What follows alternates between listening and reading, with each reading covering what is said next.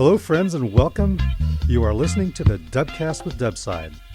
I'm Andrew Lazaga, and I'll be your host for this special episode where I'm going to be talking with Paul Steinberg and Noy Davis, coordinators of the South Sound Traditional Inuit Kayak Symposium, also known as STIKS. Well, welcome, Paul and Noy. Thank you, Andrew. Thank you so much. It's great to be here. And thanks for taking time to do this. I know you'd rather be out kayaking, especially on a weekend like this where the weather's starting to warm up. Actually, we were kayaking all day yesterday. We had a train the trainer event ahead of STIKS. And I'm just as happy not to be kayaking because I'm sore, probably because of the darn ropes, which is not where I excel. Yeah. And I'm just as happy to be talking to you. I also discovered I do not excel at ropes, but I have a little bit of a bug now. I really want to set some up so that I can actually become better. Yeah, I never really got into ropes. I didn't understand the connection with kayaking. It actually takes a lot more athleticism than it does to do all the Greenland kayak rolls. It certainly does. And of course, it helps your rolling technique as well. Isn't that true? That was how it's developed, as I'm sure you've heard from Dubside and from just studying it, that it was developed by the Inuit as a way to essentially stay in shape and keep their mind-muscle memory going during the times when they weren't kayaking. And it was a training for kids as well in order to, habituate them to those kind of maneuvers. The hard part is you don't have the buoyancy of the water helping you, as you mentioned. That buoyancy is wonderful. It's our friend. If it's just you and gravity, it can be a huge challenge. And I have nothing but admiration for people who can do the ropes rolls well. It's also something, by the way, that kids tend to excel at. Yes. And it's very cool to see them working through the ropes routines.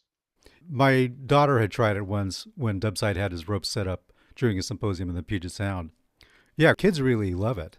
I was wondering, maybe that's how it developed, where they had these harpoon lines strung up and kids started playing around with it. Yep, could very well be. Oh, that's an interesting question. Mm-hmm. I had asked Dubside about the ropes, and he said, well, you know how you really get better at them? You really have to set them up so that they're really readily accessible. Yeah. So I was thinking, okay, my house, the basement, outside, somewhere. So you're planning to set some up in your house? I'm looking over. As soon as I get back to my house, I think I'm going to look over and see what my options are. Yeah, you just have to stick a bolt into a heavy stud and right. A carabiner and put some ropes there. Yep. Just between two trees. Yep. Yeah. And have something soft below you. Yeah. Well, all right. Well, let's talk about STIKS. This is a historic event because they haven't had a STIKS since 2019. Yeah, like many things, there was an interruption because of COVID. And we were right in the midst of planning things, and we just couldn't go forward with it, unfortunately. And then the next year, too, we just weren't able to get STIKS off the ground. We lost a lot of the impetus that, we have in just the STIKS machine. So this year, we really made a huge effort to get STIKS going again. It will be. It's June 6th through 9th. It's going to be in Skamakawa Vista Park in Washington on the Columbia River this year, which is not exactly where it was in the past in Toronto Park. A few nitpickers have called out is technically not the South Sound. Yeah. Because that's what South Sound Traditional Inuit Kayaking Symposium is, what makes up the STIKS name. But close enough, and doesn't really matter. But it's a lovely place, and they were really interested to have STIKS there as an event on their calendar in that region. And so it was wonderful to have that partnership. And we really, really appreciate that. We're working with Columbia River Kayaking and the folks at Skamakawa River Resort. And they've been tremendous partners. So STIKS is happening. And we hope folks on this call will be able to attend and enjoy STIKS. I've been going to STIKS. I wasn't at all one of the founders, whether the Tim Matson, Don Beal, Henry generation, Hmm. but I've been going for the last decade or so, and I fell in love with sticks immediately. What I liked about sticks, I mean, I want to set the stage here, is that I am not a super kayaking hotshot by any means. I love kayaking. It's a super important part of my life, and I love using the Greenland tool set. And I have a reverence for the traditional roots of kayaking within the Arctic peoples and especially with the Inuit peoples of Greenland. It's really something I love to do more than something I'm really, really, really good at. That kind of love is what attracted me to sticks because it felt immediately like I was joining a big family. And Hmm. Sticks has that family feel. It's quite literally in the past a family event because it's one of the only kayak events that had a really active kids track. But it has a familial feeling as well with everybody there supporting each other. There is competition there, but it's a friendly competition. And there's a place for every kayaker there of all different abilities. Now, how about you, Noy? How did you get involved in Greenland style and being a coordinator for Sticks? Well, I got involved in kayaking a long time ago. I did some river kayaking. And then more recently, about 4 or 5 years ago, I started doing some ocean kayaking. It might only be about 4 years now. And I bought a boat that was way too big for me. And I had a Euro paddle that was way too long for me. And a friend lent me an extra paddle that they had hanging around their garage. And it turned out to be it was a Greenland paddle, and it was very, very skinny, even for the skinny sticks that we like. But I just kind of started using it and fell in love with it. It was my go-to, my go-to for the first year. And when I was out in some wind and waves, it was an extremely secure paddle. There's something about that stick when it goes in the water, you're just, you're Mhm. fine. Yeah. So I have been experimenting with other kinds of Greenland paddles, and I did end up doing some other Euro paddling. I got an L3 coastal kayaking instructor certification recently and used a Euro paddle for that, but went back to my beloved stick after that was done. Although I don't think that the ACA actually requires the use of any particular kind of paddle. So that's just an aside.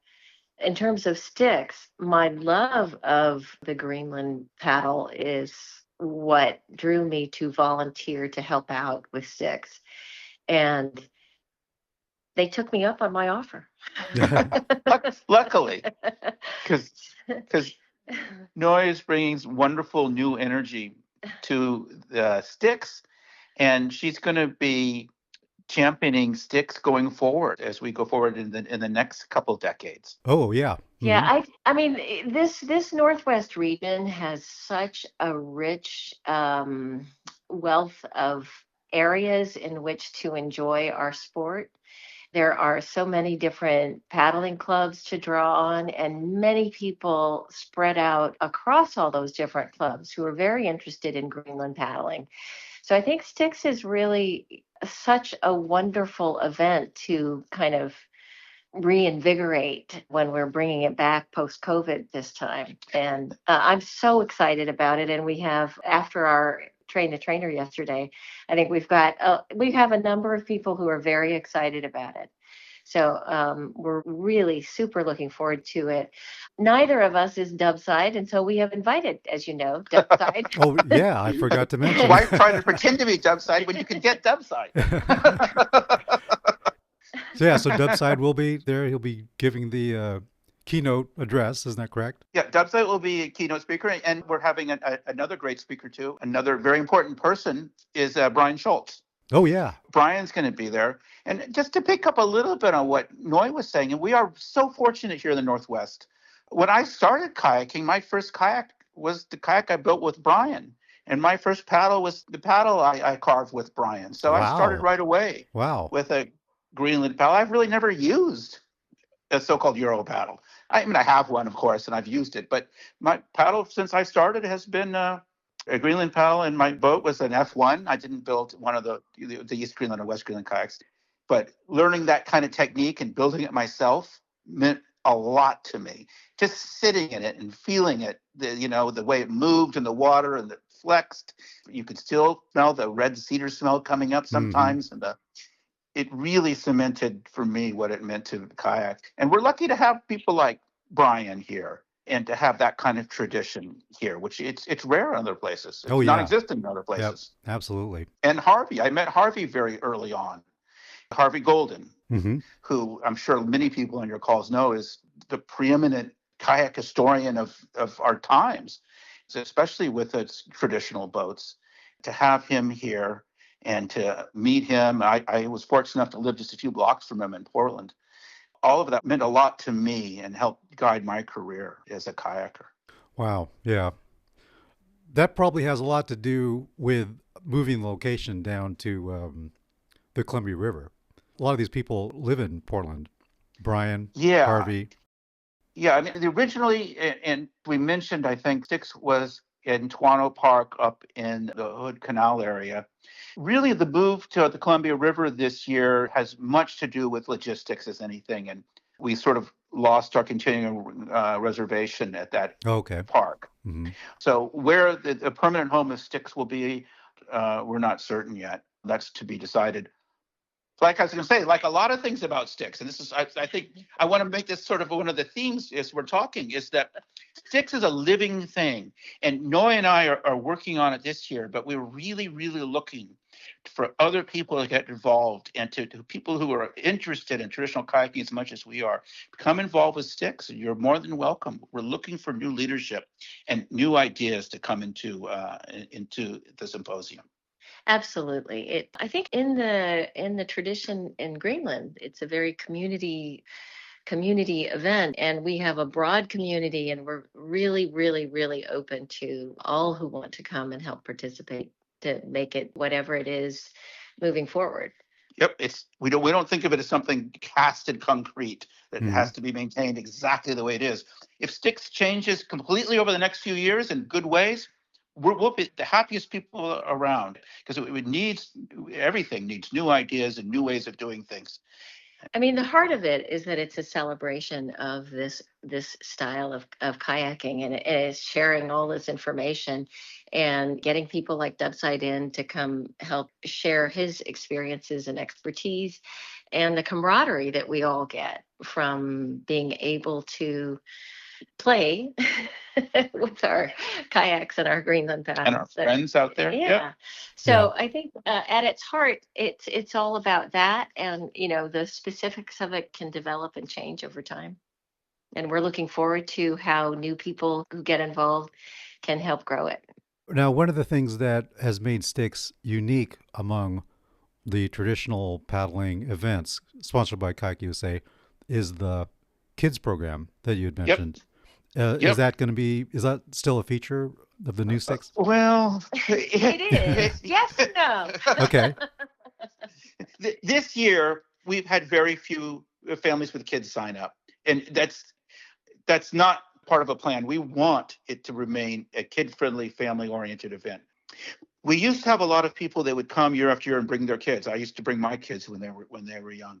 This year, with a smaller event, we just didn't get that many kids. But that's definitely, we want that to remain part of STIKS. It's one thing that made STIKS so distinctive, is that we had the kids program. Yeah, I'm curious because you two are probably involved in paddling clubs and going around to paddling clubs and talking about Greenland-style kayaking. And I'm just curious, have you seen the demographic shift to a more older population as the years have gone on? And do you think there are fewer people with younger families kayaking? Sea kayaking always has skewed a bit on the older side, as we're probably all aware. A lot of younger people start out, I think, if they're starting out in kayaking at all in, whitewater, they want the thrill. Yeah. You can get a lot of thrills in sea kayaking, as we all know. But it definitely skews a bit older. I don't think that we're not seeing kids this year because the population has aged out. I think it was just the dynamics of restarting the event, trying to keep it small, losing some of the momentum with people, with families. I'm pretty confident that next year we'll be back with a very healthy kids program. When you talk to clubs about traditional kayaking, do you find that a lot of people already know a lot about traditional kayaking? There's a hunger for it. Yeah. Noy and I talked down at Basque, which is a very large club down in the Bay Area. Oh, I yeah. recently moved down there. And there was a hunger for it. And Noy and Trina Hahn, we did a talk, and Noy and Trina taught a Greenland class. It filled up in 5 minutes. There's a lot of people who use paddles, but they don't really know how to use them, or Greenland paddles, or they own them and never use them. And boy, that filled up quickly. And they were so excited. They were so excited to have that class. It was unbelievable. Dubside would be overwhelmed with people. I'd love to talk to him about having one Dubside event down there. There would be standing room only. Oh, actually, that would be a great idea. Yeah. People would love it. We got to talk to him about it. Yeah. Oh, no, absolutely. You could, and we've talked about it, you could have a Sticks-like event down in the Bay Area, and it would be very popular. There was one once upon a time called TAX. Yes. It was a bit farther north, up in like Mendocino area. But you could easily do one in the Bay Area, and you could help spread the love down there. It would be very popular. I did attend a TAX event that was held up in Trinidad. Trinidad, yep. Get on the slap wall and all that. That's an awesome area to kayak. Oh, it was fantastic. Yeah. Real coastal kayaking with the boulder field and the surf. Yeah. No, it's but still also a protected bay. Yeah, you can sort of dial up and dial down as you like. It's a wonderful area. Helen Wilson's playground. Yep. Well, in the Pacific Northwest, where can you go for Greenland-style instruction? I mean, STIKS was the event to do it. There's been a resurgence up in this area, and quite a few people within the local paddling groups are using Greenland paddles. You have interviewed James Mankey on the Dubcast. Yeah, so he's up across the water or he was. I think he's relocated, but he does go back, I think, to Ucluelet. He's helped to train a number of people.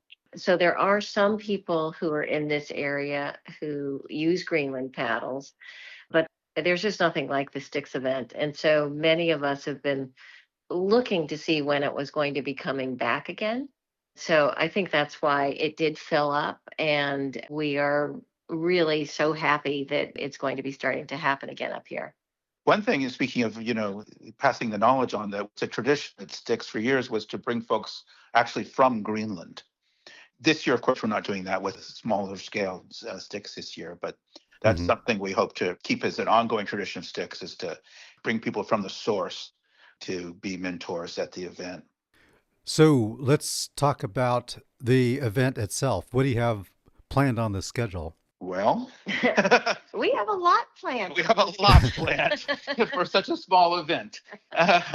So it's 6th through 9th, June 6th through 9th, as we said, at Kamakua Vista Park.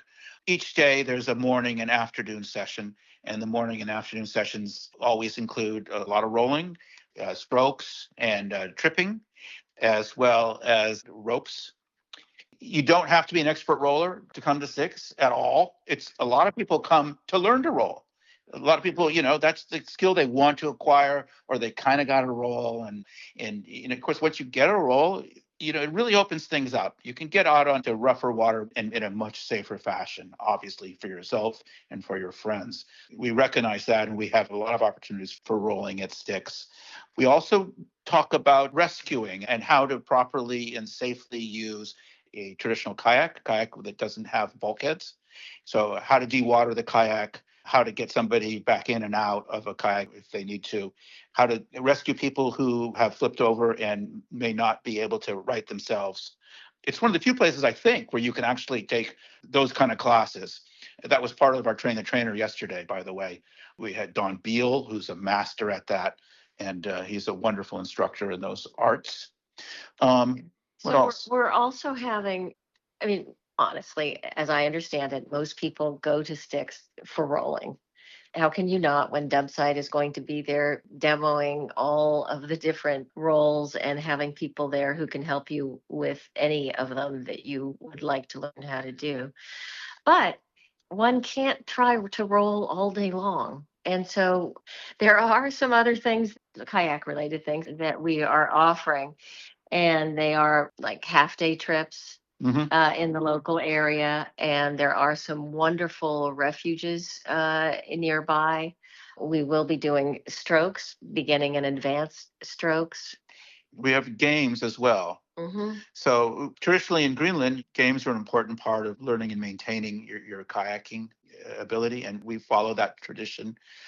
Some of Sticks events in the past, we've had many Greenland games. Again, this year we're keeping things low key and it's a bit smaller scale, but we'll definitely have races. We have Deadfish Polo. Hmm.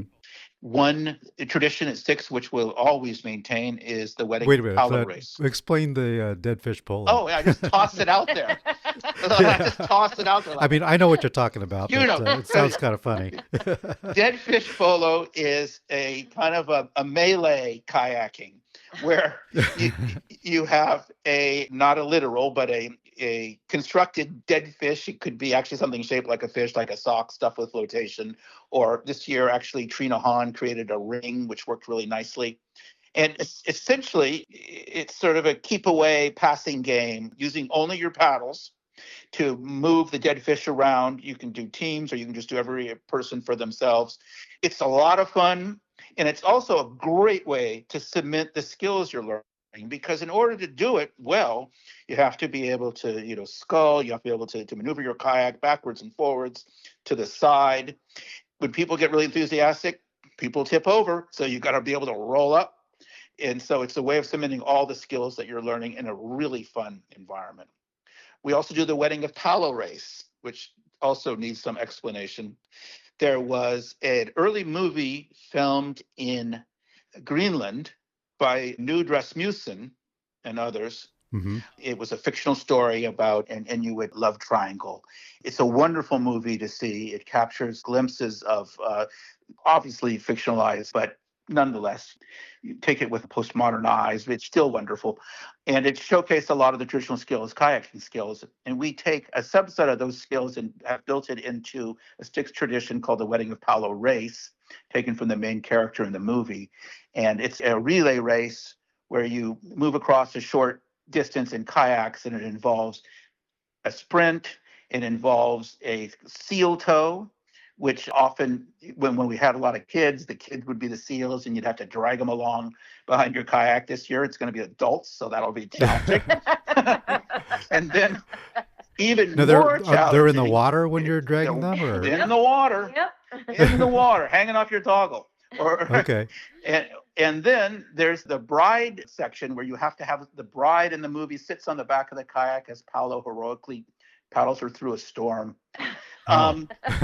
And so we do the bride section, sans storm, but the bride is, you get a kayaker, you get somebody sitting behind you in the kayak facing backwards, you paddling forwards. My favorite year was when Tim Matson was the bride on one of the kayaks. Oh, maybe he will be again. Maybe he will be again. If you know Tim, Tim's a big guy. Yeah. And his girlfriend Pat was the paddler, and I got a great picture of that with that kayak. We have a lot of fun at Sticks too. It's a fun event. Another feature we did in the past was a film festival. I'm not certain if we'll do that this year again. It's a truncated one, but people could either bring short films or a little couple-minute film with their GoPro or whatever at the event, or their iPhone. And at the last night, we'd have a film screening.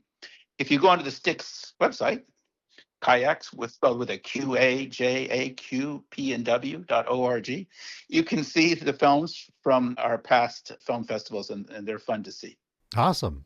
I love film festivals. Film festivals rock. I'll definitely check it out. Yeah. Yeah, there's some good ones. And also, again, if you're in the region, in the Pacific Northwest, and you want to be involved, hop on board. We're looking for new ideas and new energy and new people. I think I said that once. I'll say it again. Yeah. Another thing that I really like about the event is just simply looking at all the skin on frame and the homemade wooden kayaks that people bring. Yep. Half of them probably belong to Harvey Golden, but just incredible variety, incredible craftsmanship in these kayaks. Very inspiring. It has been very inspiring for me when I went to build my own kayaks. And another thing that I think is unique about Sticks, and this is probably because of Harvey's influence, is the presence of Alaskan kayaks. and the Aleut kayak. That may be because we're in the Pacific Northwest, and there has been interest in the Alaskan tradition here. Well, George Dyson, of course, lives up in Bellingham, and Corey Friedman runs a skinboat school in Anacortes, and all he builds is bidarkas. Yeah, you see a lot of his boats or his designs at Sticks for sure. And all those guys, again, why we're so lucky up in this region. You can't overstate how important Harvey's been. He's an amazing person. But the skin boat school and the wooden boats shop and all that, those folks up there. Yeah, the Center for Wooden Boats. Super important. And we're lucky. And Brian. Yeah. And Keeley. And others. Oh, that's right, Keeley. It kind of goes on and on, you know?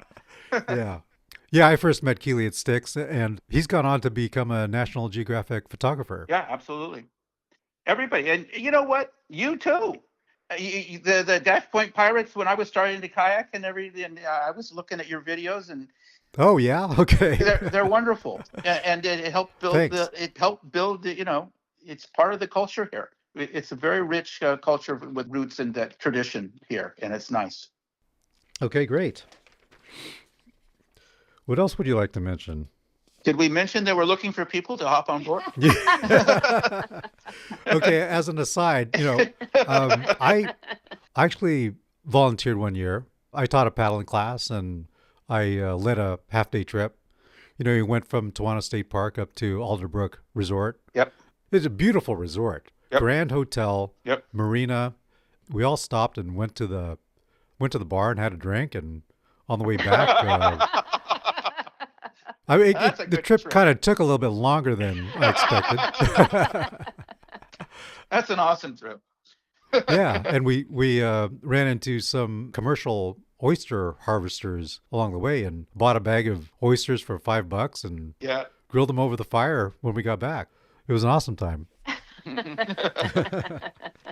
But being too involved in a lot of these organizations just doesn't fit into my lifestyle. So. Yep. But so I greatly appreciate people like you, Paul and Noy, that are willing to put in their time and effort to something like this. Well, it's rewarding.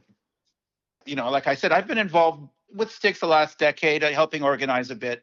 So it's nice to see that Sticks needs a bit of more help this year to step forward and keep it going. It's a pleasure. And to find people like Noy who want to come in with all of her energy is great. How have you been going about rebuilding the team of volunteers to have this event?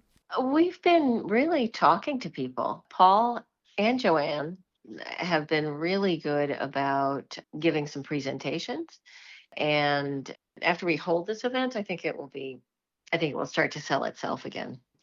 But because there are plenty of people who really want to better understand how to use they want to know more about the culture and history, and they want to better understand practically how to use the tool a little bit more effectively.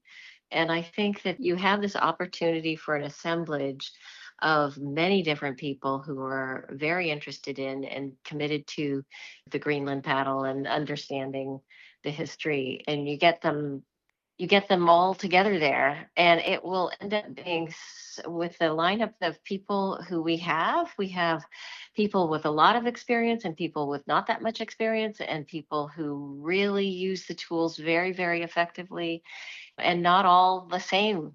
Not everyone has the same approach to the forward stroke. And so I think that it will be really, really worthwhile for people who attend to get that diversity and the opportunity to kind of come into contact with the mix of people that we will be having there.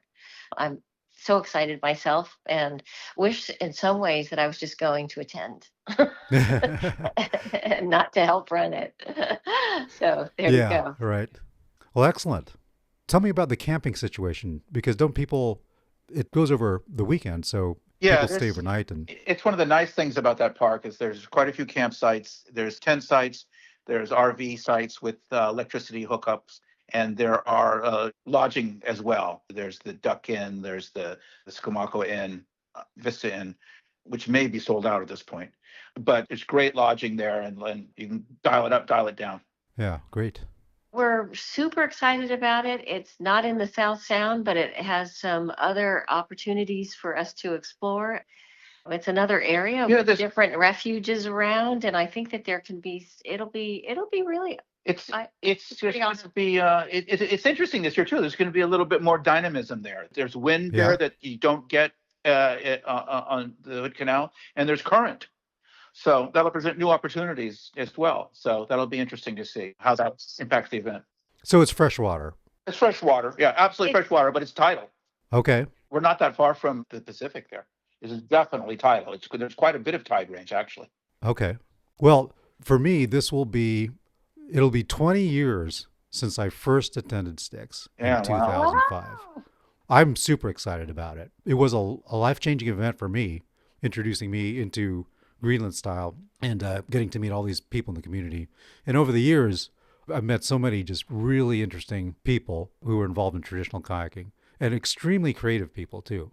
Whether they're involved in building kayaks or carving paddles or like Keeley photography, and traditional kayaking just seems to attract a lot of creative people. I think that's true.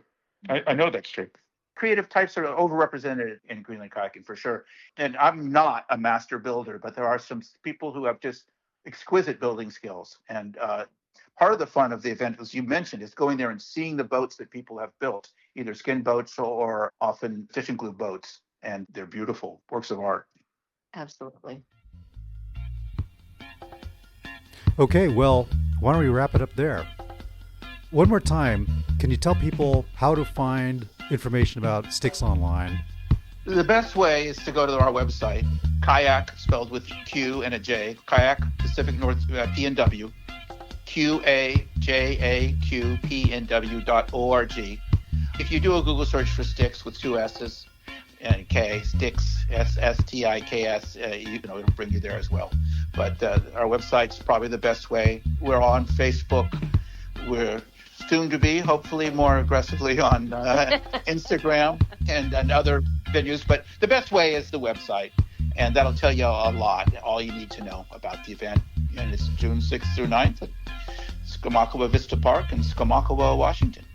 Awesome. Paul and Noy, thanks so much. Oh, thank you. thank Great you. talking to you. Yeah, it's going to be cool to see you there. So looking forward to it. Yeah, looking forward to seeing you. Absolutely.